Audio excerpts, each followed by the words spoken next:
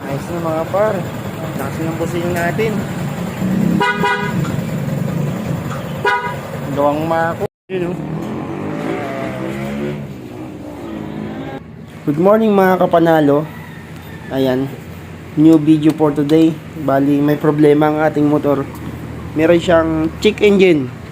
Hindi ko alam kung bakit lumabas to, pero yun na nga, dahil di natin alam, patingin natin sa eksperto. Yun guys, samahan niyo ako. Punta tayo sa shop ng isa nating kagrupo.